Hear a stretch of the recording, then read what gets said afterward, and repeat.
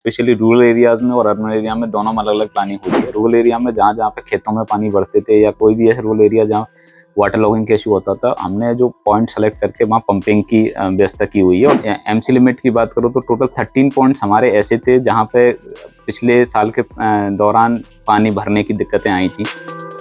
Monsoon में इस बार cyber city Gurugram वासियों को सड़कों पर हुए जलभराव में नाव चलाने का मौका नहीं मिलेगा। जी हाँ, जिला प्रशासन ने दावा किया है कि इस बार मॉनसून के दौरान जलभराव नहीं होने दिया जाएगा। जलभराव के 13 मुख्य स्थानों को चिन्हित करके यहां जलभराव रोकने के लिए कार्य किया गया है। इसके अलावा कुछ अन्य छोटे जलभराव स्थानों पर अस्थायी प्रबंध भी कर दिए गए हैं। जिला उपायुक्त अजय कुमार ने सभी विभागों के अधिकारियों के साथ बैठक कर ये निर्देश भी दिए हैं कि मानसून से पहले ड्रेन की सफाई भी करा दी जाए।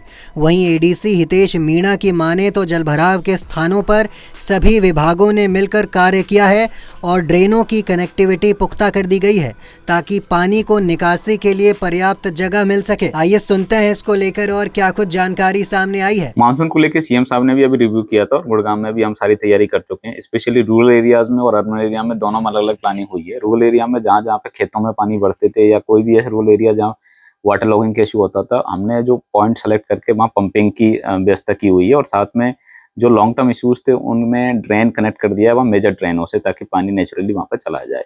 स्पेशली गुड़गांव में आप देखोगे तो अर्बन एरिया में ज़्यादा इश्यूज आते हैं, तो हमने एक डिपार्टमेंट कोऑर्डिनेशन मीटिंग भी रखी थी अभी लास्ट वीक डीसी सर की चेयरमैनशिप में, जिसमें जीएमडी और रेस्पेक्टिव यूएलवीज बुलाई थी।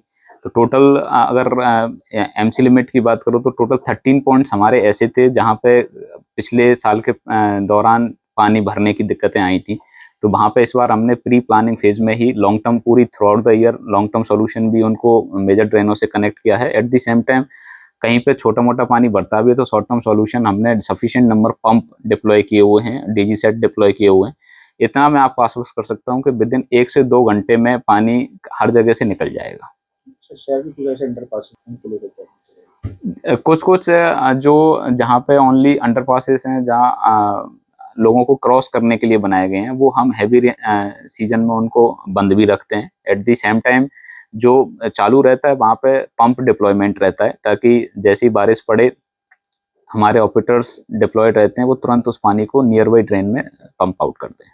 सर अक्सर देखा जाए कि ड्रेन जो है साफ ना होने की वजह से तमाम शहर में पानी बढ़ता है और जब मानसून आता है तब अधिकारी जाते हैं, चाहे वो जीएमडी से रिलेटेड हो चाहे नगर निगम। तो ऐसे अधिकारियों पर भी नजर रखी जाएगी, मॉनिटरिंग रखी जाएगी तमाम कामों पर। डेफिनेटली इस चीज़ की इस बार प्लानिंग की गई है, उस चीज़ को ध्यान में रखते हुए प्लानिंग जो रोड की ड्रेनेज की सफाई है वो टाइमली हमने कराई है।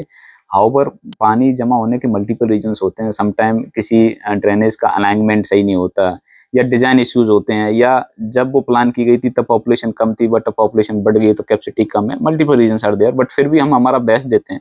तो जो रिव्यू मीटिंग रखी गई थी जीएमडी और एमसीजी की, वो इसी तर्ज पर रखी गई थी कि जो ड्रेनेज क्लीनिंग का काम है वो कितना प्रोग्रेस हो गया है। कुछ कुछ कहीं पे बाकी थी तो उनको 1 महीने का टाइमलाइन दिया गया कि प्री मानसून से पहले सारी सफाई कर दी जाए, ताकि कहीं पे भी पानी चौक का दिक्कत ना आए। सर 15 दिन का एक समीक्षा बैठक भी रखने की बात की। हाँ, डेफिनेटली आज भी 4 बजे हमने यूएलबीज के डिपार्टमेंट्स को बुला रखा है इसी रिगार्डिंग कि जो फर्दर प्रोग्रेस है वो क्या है। देश दुनिया की तमाम खबरों के लिए देखते रहें punjabkesari.com। साथ ही कमेंट सेक्शन में अपनी राय जरूर दें।